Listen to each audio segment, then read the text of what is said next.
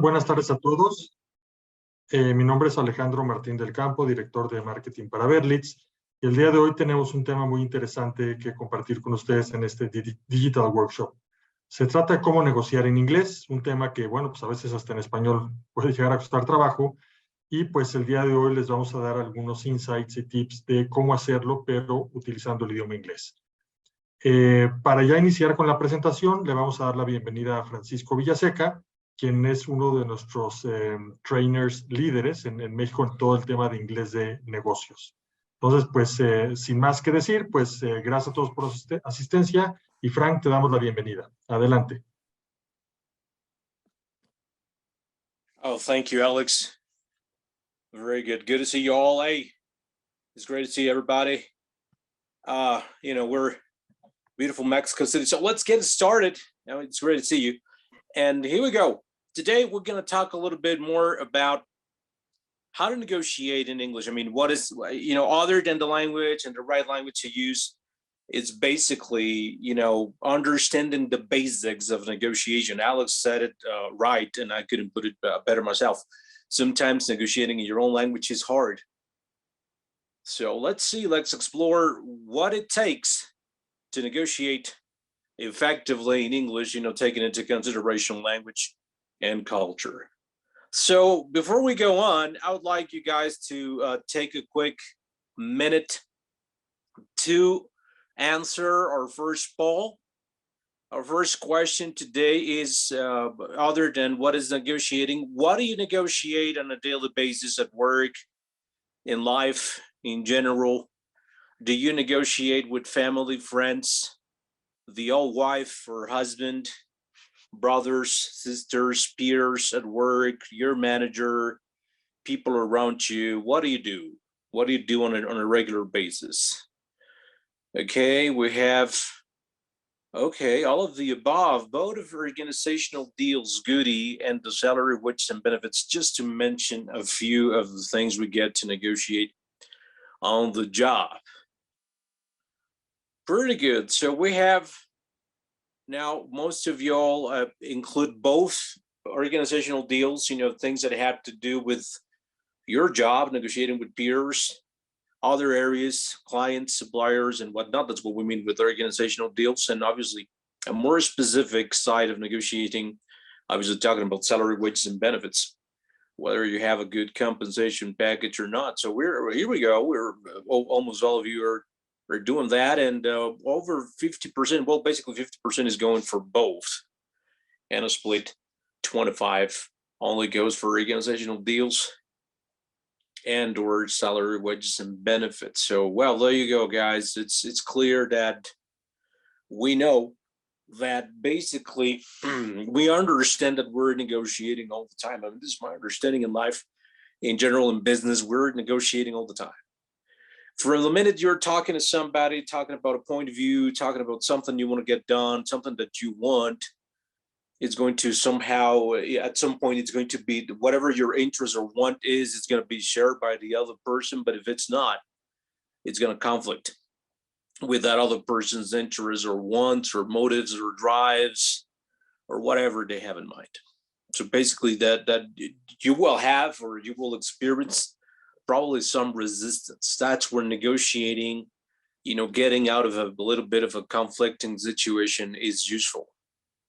But how do we define that negotiation or that art of negotiating? So basically, is that process where we get to communicate? I love this definition, but I'm not going to bore you with the definitions you can see right there on the screen. I'm going to be more like thinking of, in my opinion, in my experience, the purpose of a negotiation is not only to build, but maintain and leverage positive relationships. So that's important. Engaging in clear two-way communication. That's a communication part of the definition.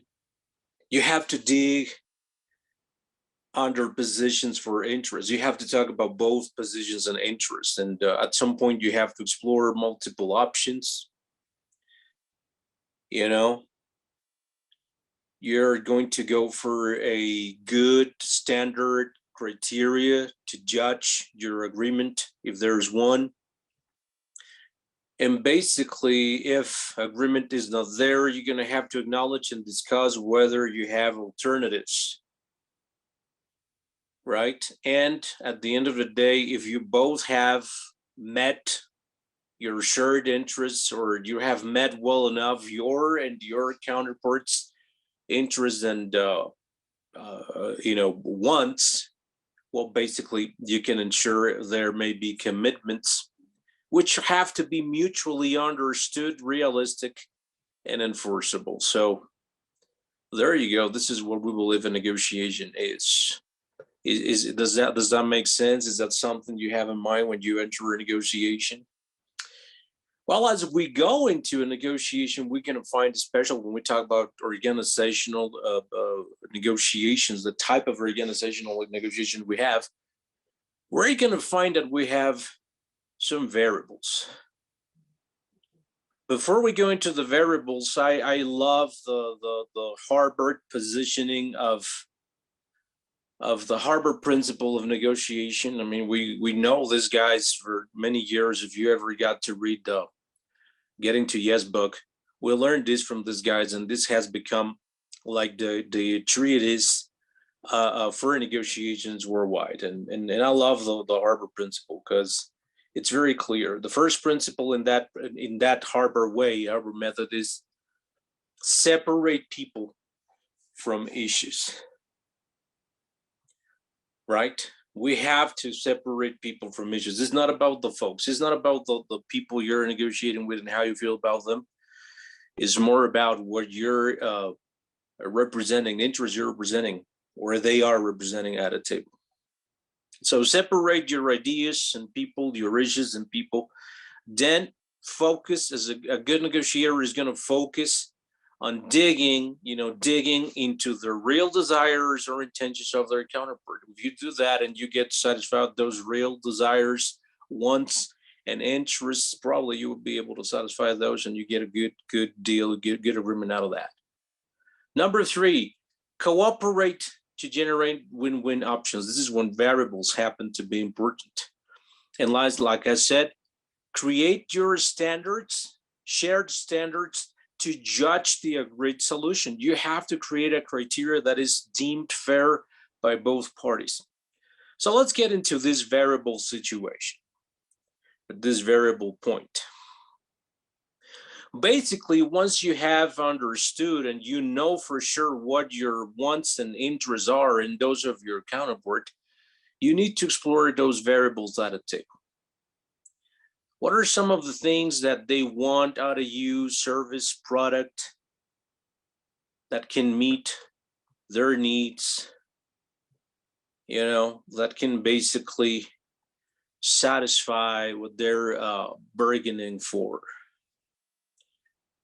Price, whoa, I mean, I love this point because sometimes we do over focus on price, don't we? What do we do when somebody is way too focused on price? We need to make people understand, or help people understand, price is a means to an end. Is not the end in itself. So again, price is not the end. So use your deliverables such as scope of services, product specs, technical services, training programs, consulting support, etc., so that you can smooth out the price obsession of your counterpart.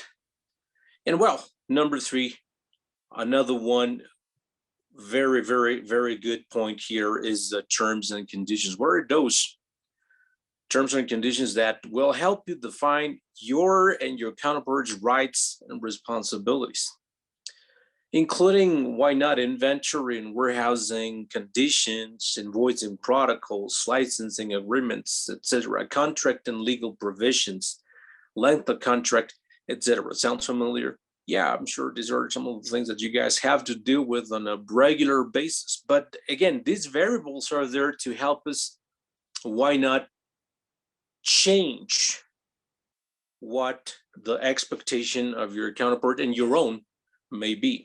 We have to move away from that fixed pipe mentality. The fixed pipe mentality is when you or your counterpart have that one idea of what you want your deal to look like or to be.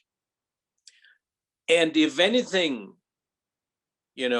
ever keeps you from getting that ideal of an agreement or a deal, well, basically negotiations and conversations come to a screeching halt because it's nothing like you wanted. So we need to move away from that fixed pie mentality. We can change the pie into something else, right? Pretty good. So here we go. Another poll here for you guys before we go on. What is your style of negotiation, and what is it that a style that you find more often in your day-to-day negotiations?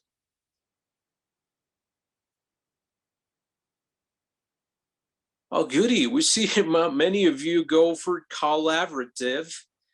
I like to believe that's the right way to go. Sweet. Some of you say, well, I don't want to collaborate that much. I want to be a little bit more competitive. That is okay. We have as a third option accommodating, and the other one that is missing right there, which is obviously the one that we have to talk about just now. Well, whether you're competitive or collaborating, we believe that every other style, just the way you negotiate, we have, or we understand that every style is not only the way you negotiate, but guess what, guys, is also the way you approach conflict. Competitive is one of the most popular, let's say, styles. We all want to win. I win, you lose sort of approach. I win at your expense. It's even more, the more satisfactory, the more of a reason to pursue a win. So we're saying it's wrong, but probably it's not one style that allows for much bargaining, for much room to wiggle. It's highly assertive. Your motivation, well, your desire for success, it is result oriented, but sometimes it is focused on your own results and you forget about your counterpart. You want to achieve short and sweet gain. You look out for your very own needs. Commonly, we use language, competitive guys use language like, what do I need to get from these discussions? What can I get from you today? What are you willing to give up or away? And well, definitely, again, it comes at the expense of the other person or party. A couple of things we need to consider when we are being competitive. It may blind you to potential issues, harmful impact, irritation, resentment, resistance, or emotional escalation that may be waiting for you down the road. Or obviously, if you get the best of your counterpart and you get the best deal for you, will your counterpart retaliate or try to get the best of you next time you meet and you really truly need them? Watch out for that. And obviously, this is very fixed pie situation. This is very fixed pie mentality. This is what I want and nothing else. Now, moving on to a one that you guys also favored, and this is quite good. It's quite amazing to know. Collaborating or collaborative. Well, this is what we want to have. This is sort of like what we expect from folks, to be more I win, you win sort of situation, making sure that everybody gets a win and that you and others are as satisfied as possible. This is kind of what we prefer when we're talking business to business negotiations, not only, amongst individuals. Guys on collaborating side are more clear, more aware of their own needs And they are good at recognizing the importance of the other side's needs. And they want to create good, strong deals. Right? Basically, as collaborating people, we want to establish and build relationships without, of course, compromising your company's best interests. This is like, hey, I'm going to do whatever it takes to get a good deal for both of us without compromising our own specific needs. Right? This is basically, guys, our holy grail of negotiation. It is very high in resources, skills, and time. When you're collaborating and you're dealing with competitive negotiators, be careful with competitive folks, because the way you manage your expectations and investment of effort will, at the end, help you keep focus on your side of the agreement, as well as whatever they may put on the table. Compromising is great. It's right there. This compromising is the start of a good deal. This is when we sit down and say, okay, guys, I can give you this, you can give me that, but I can totally yield here. I need some breathing room here, or I can get that far, or I can give up that much. We're going to try and start building those mutual gain trade-offs. Hey, if we're admitting eye to eye, if we're not agreeing 100% on that specific point, what can we do? What is our room to wiggle there? What is our room to maneuver so we can at least get some out of it? So we can create a good trade-off for the both of us. So compromising is, in my mind, the right way to start building that agreement. I win some, I lose some, you win some, you lose some. Avoiding is right there, as you can see, right at the bottom of the chart, as well as accommodating. These two are often there, but are not very recommendable. Avoiding is, okay, you know what? I don't want to fight you. I lose, you lose. I'm going to walk out. I'm going to walk away because I'm not good at dealing with conflict and confrontation. So basically, these guys are going to be a little passive, uncooperative, and really, really not budging. We're going to get into kind of a stump, into a rut, kind of into a deadlock with these folks because they want to avoid any sort of compromise or confrontation. No direct communication, very, very high context, frustrating sort of relationship right there. So at the end of the day, it may lead to that lose-lose sort of outcome. And accommodating is more like you are willing to sacrifice whatever you wanted out of, probably, kindness, courtesy, so that you get the other person a good deal and they're happy. So say, hey, I'm going to make my counterpart happy, and we're going to give up whatever they want. They're very, very, very cooperative, but cooperative to the point of self-sacrifice, not assertive at all. Very kind, very focused on building that rapport, preserving that good relationship. Basically, a phrase that would describe accommodating is I lose, you win. So if you defer to the needs of your counterpart, well, basically, you might end up with not such a good deal at the end of the day. So yeah, you may feel good about yourself, but there's no way to deal. There's no way to build up a good deal. All right. So next time you're doing a business, you're negotiating with someone, make sure you keep an eye on that style and how you can use not only your strategy and your language to find that sweet balance so that communication may remain, like I said, effective, and leading to agreement. Pretty good.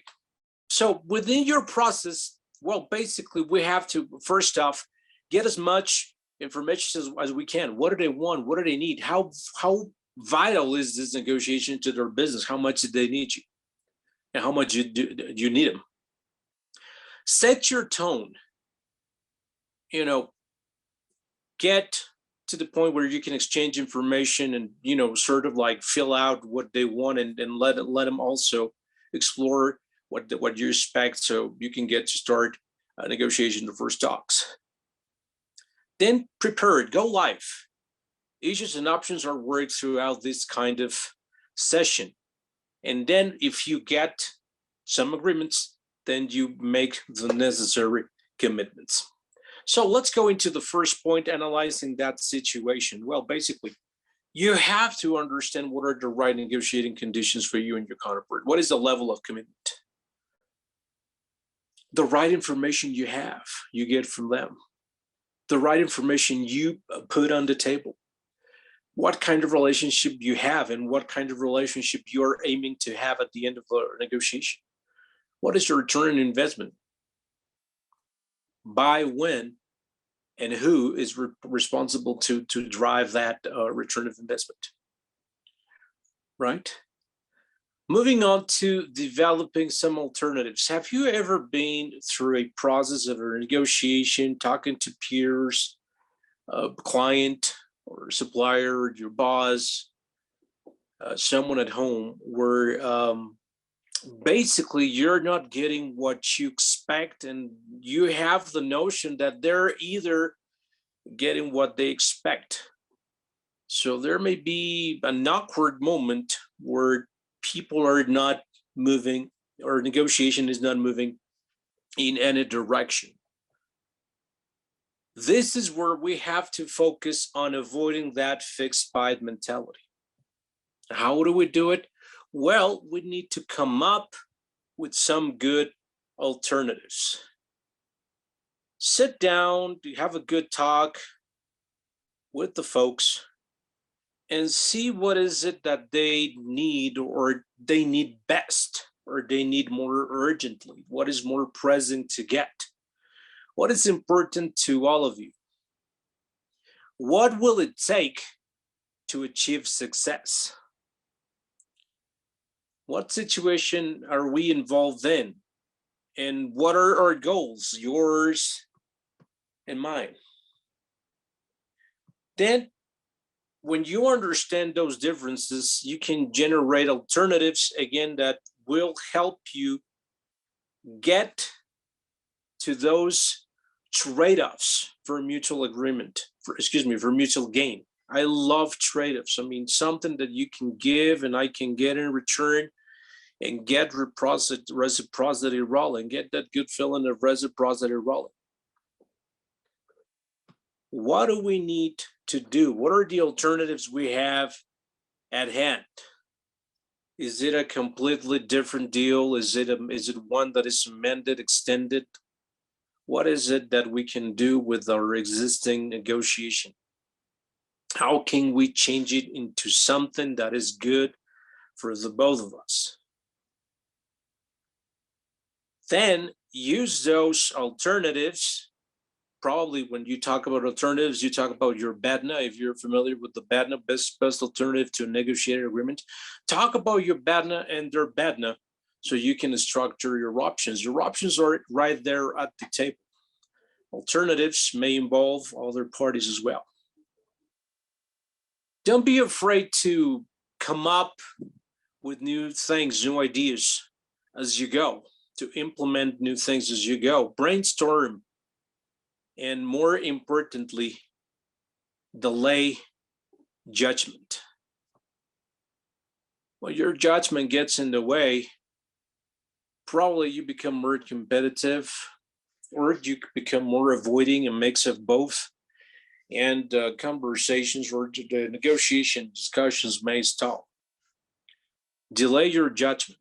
Separate people from the problem. Okay.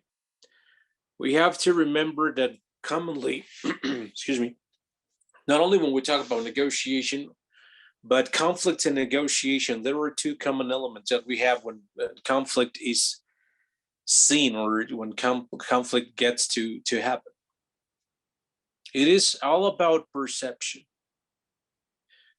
Why do I mean by that? Well, basically, we perceive, or we want to perceive, whatever the intention of the other party, whatever the intent. But how do we get to know that? It's hard. Only the person or the party itself will be clear on what their intent or intention may be. So what happens with that intent that we're not going to be able to figure out ourselves? That intent is going to create an impact. The worse I think your intentions are, the worse your intent may be, the greater the impact, and therefore the greater the conflict. So if you perceive as a negotiator in any kind of discussion or interaction that people are perceiving the wrong intent from you or your party, clarify your intent. Hey guys, wait, sorry, I didn't mean to, we didn't mean you to try and believe or understand or perceive that. I mean, this is not what we're intending to do. Clarify your intent so that you're going to somehow minimize that impact. If your intent is left unclarified, judgment comes to be. And we know what will happen next. Okay? No problem? Goody. So basically, when we talk about our negotiating alternatives, well, what did you say, you guys? You can make concessions. That is part of making that trade-off, right? Conceding will help you probably get the ball rolling. If your counterpart is not really willing to sit down and talk, it creates amazing goodwill value. Is your goodwill value when you're conceding greater than the value of that relationship? Yeah, probably you stand to lose a little bit when you make a concession, but is the goodwill generated for future relationships, for future deals, greater than what you stand to lose? I think so. And it would help you trigger that momentum. Set the right tone when you're conceding, people get sort of happy, and help you bring that closure. Make a trade-off. Meet their need, your own. This is the quid pro quo. Give something, get something. Help you get people into investing that effort to generate options that will, again, bring mutual gain. A trade-off is mutual gain. If it's not bringing mutual gain, that's not a trade-off, that's a concession. And yes, it's very important that you both are willing to meet the other halfway. See eye to eye. What is good for you and what is good for me? Well, in some cases, in cases that are probably more transactional than organizational, well, we get to split the difference. Let's settle it right in the middle, right? It's not going to be what you want. It's not going to be what I want, but we can settle on that halfway point. It's easy. It's fair. Why not? You lose, I lose. You win, you win. I win. And it's clear at the end of the day. And again, trying to, change that pie, change that pie into something else all the time. It's possible. If it's possible, go ahead and do it. You can add and aggregate something,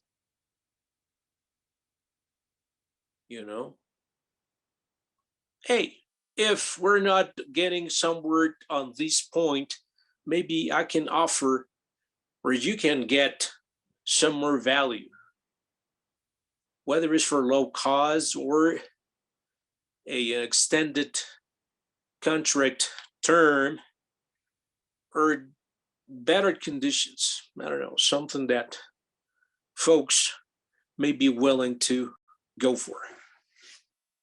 Okay, pretty good. So far, so good, guys. Here we go.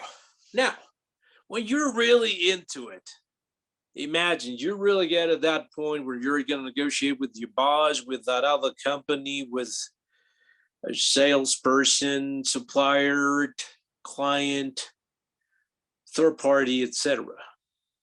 What do we need to be aware of? Well, first off, the first stage is, what is their position and yours? How are you going to position your negotiation? I'm not saying go for a positional negotiation. That may not help.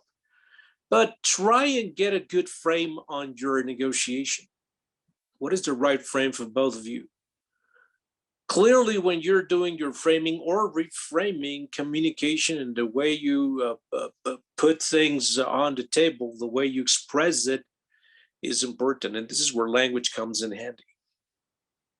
Whether you're dealing with folks in your own culture, in your own region, or people from other countries, especially in this case, a low context style would benefit both parties. Why? It's direct. Keep it nice and clean. Keep it short and sweet. Keep it to the point. And that's going to make it clear. While going low context, and no matter how high context the other culture may be,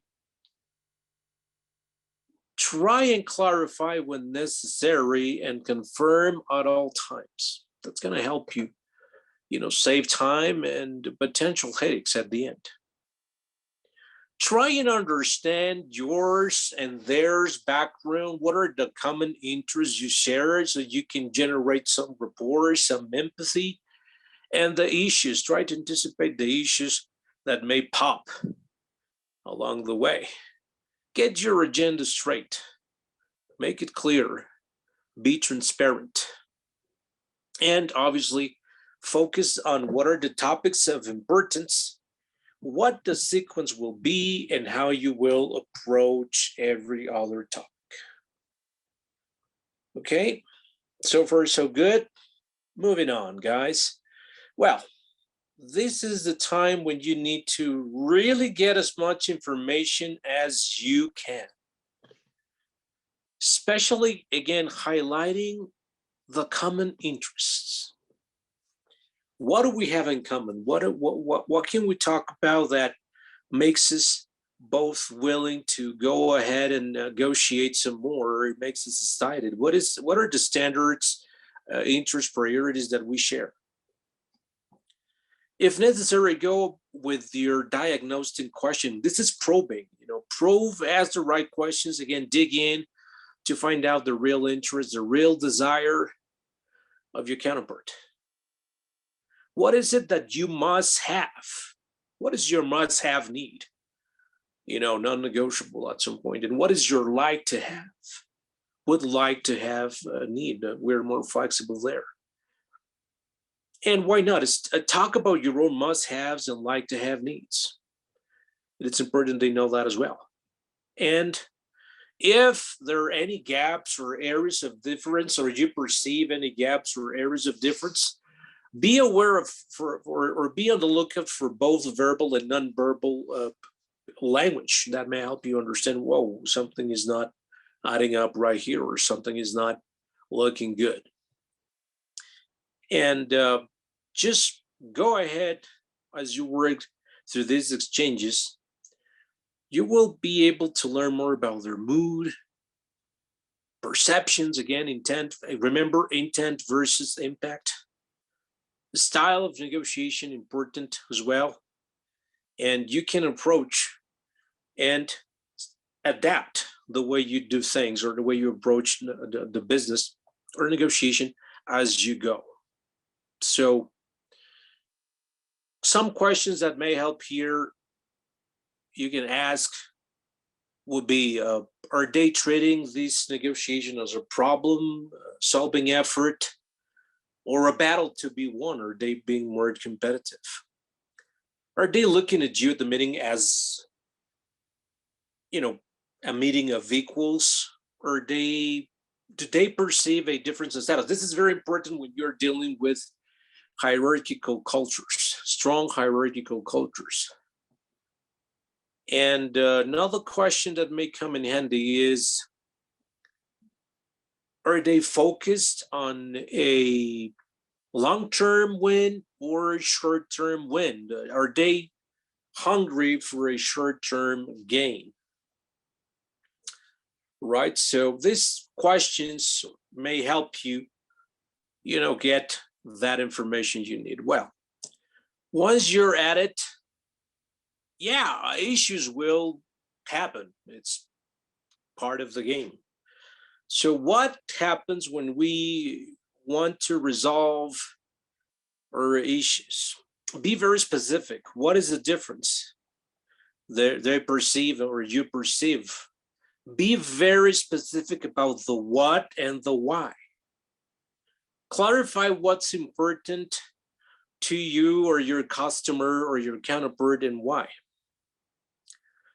And from there, you can just go ahead and create or explore whatever alternatives you both may have at hand, or invite suggestions, propose your own alternative, ask them to propose their own, and work through all of those alternatives to develop a solution that is suitable for both of you. At some point, you can just go ahead and get some provisional agreement. Hey, let's agree on some. It's better than agreeing on nothing, right? Gain provisional agreement. It's going to set the right mood. It's going to change people's views on things, and it's probably going to make them more willing to compromise. This kind of the psychology of it all. And well, get whatever tactics you can have in your negotiation, whether it's reframing, whether it's seeing things through a different lens, or digging, using active listening to dig and understand reasons and underlying reasons. So you can move on to the very next point once you resolve the issues. Well, this is what we love. We love that picture of a nice, hearty handshake. Secure your final agreement. At the end, you have to make sure choices are clear and the ground for a potential agreement has been explored. Find what you can collaborate on, whether there are decisions or commitments, and get all your provisional agreements to secure a final agreement. So the first thing we need to do is, hey, why not? Nobody's perfect, so they may not remember the little tweaks, the little nooks and crannies of your agreement. So basically talk about whatever areas of agreement you had, summarize those, confirm those, and affirm the value of both parties. Describe your outcomes clearly. And make sure there is confirmation at the end from the other party. Highlight the benefits at the end of the day for both of you. Why? Because we want to walk out of that meeting feeling good and your negotiation in a very positive light. Confirm whatever commitments you have to follow up on. Discuss your action steps further to follow up and verify commitments of every action step.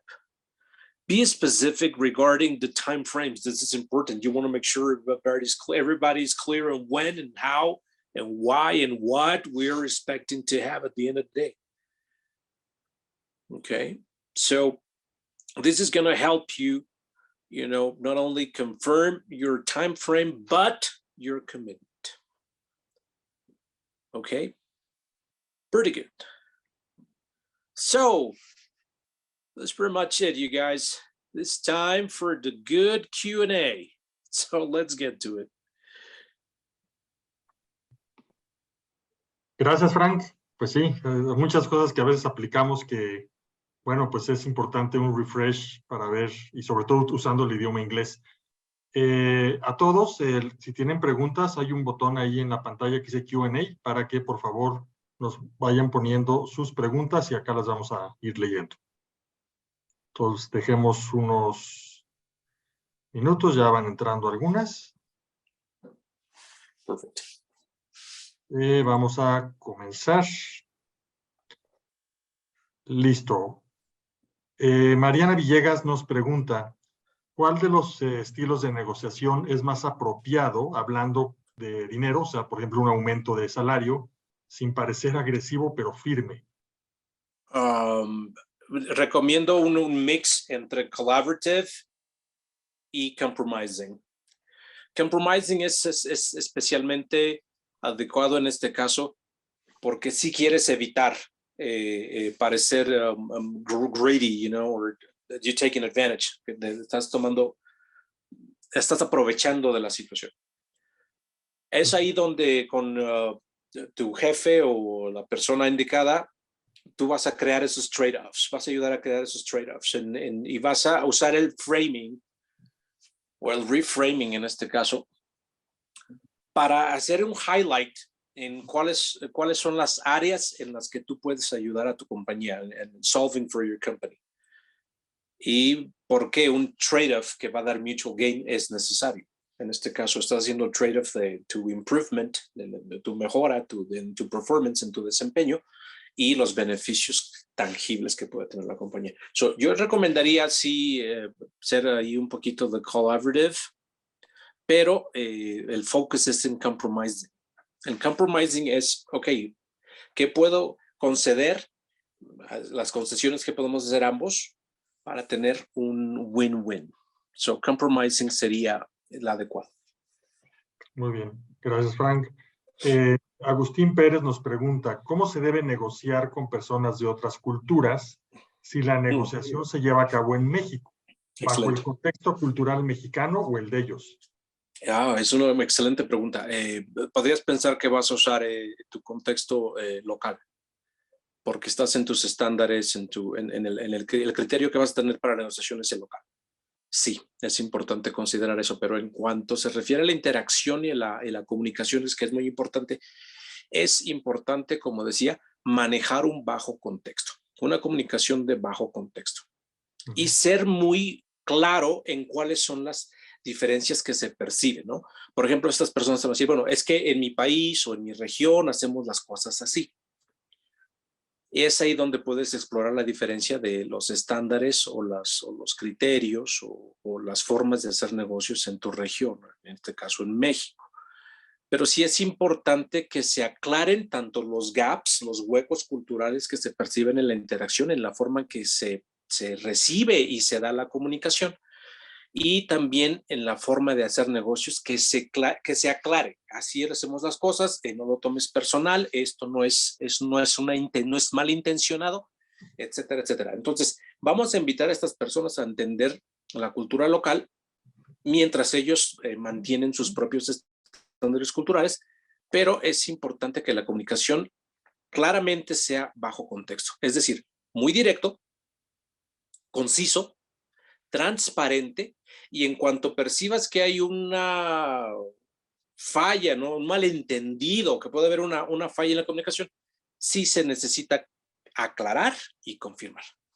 Y eso va a ser durante toda la interacción. Sí, a veces cuesta trabajo, pero sí es muy recomendable mantenerlo bajo contexto. Muy bien, Frank, gracias. De una persona anónima, está en inglés, creo que lo responderemos en inglés.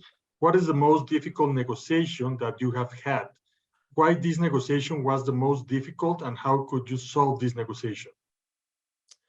Oh my, this is gonna make me walk down memory lane. This is toughest negotiation I had was when I was consulting for American Airlines back in the early 80s, probably 2001, 2002, and getting these guys to pay, sort of like create a compensation package that was like not only my fees, but including the travel expenses.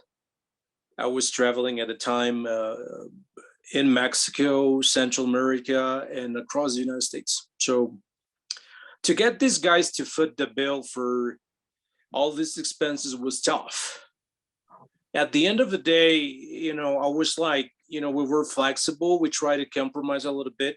They ended up paying like maybe a 75% stipend. I could, you know, just take care of basic expenses. I know I probably in your mind, in my mind right now, and thinking and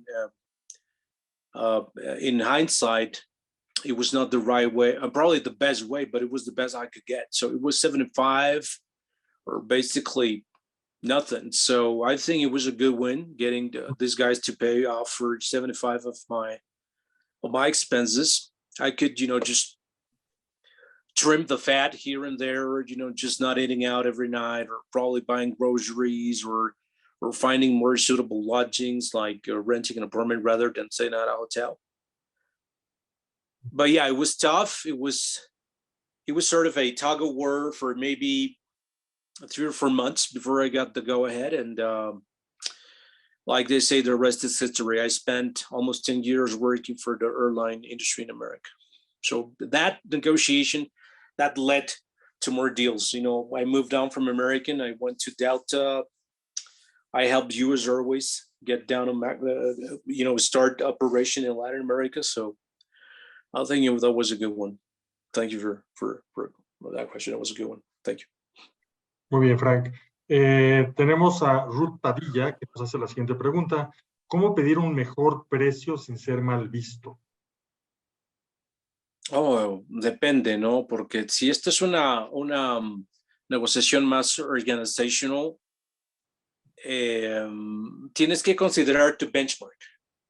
¿Cuál es el benchmark? ¿Cuál es el you know, market benchmark? ¿Cuál es el precio del mercado en ese momento? Y básicamente, si es razonable. Yo recomiendo que si vas a pedir una reducción en 10-20% de un precio que es bastante estándar, que es bastante justo, y tú lo sabes, y ellos lo saben, pues crea un trade-off. Ok, dame 10-20%, pero pues vamos a extender el volumen del contrato, ¿no? O vamos a extender el contrato del servicio no por 12 meses, sino por 18.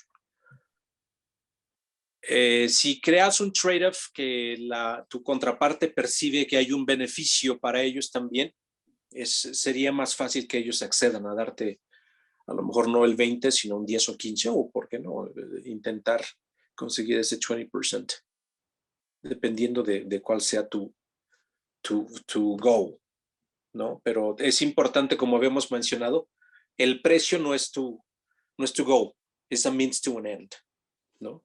Uh-huh. Es un medio para conseguir algo. Gracias, Ruth. Gracias, Frank. Tenemos otra pregunta por acá. Jessica Landeros nos pregunta cómo rechazar una propuesta de manera cortés en inglés.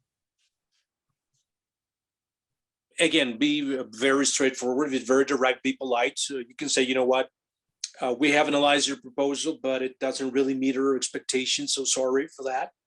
But we will have to say no, or we will have to politely refuse. You know, it's not what we expected.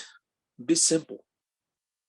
No tienes por qué ser como que overly rude para decir, oh, this is crazy and unacceptable. Are you nuts? Nah. Mm-hmm. Hey guys, it's not what we expected. It's not even close to what we expected. We appreciate it anyways. Puedes cerrar con una frase que va a, pues, como a crear cierta rapport al final, ¿no? It's not what we expected, but we thank you anyways, or we appreciate that anyway, so we'll give you a call sometime.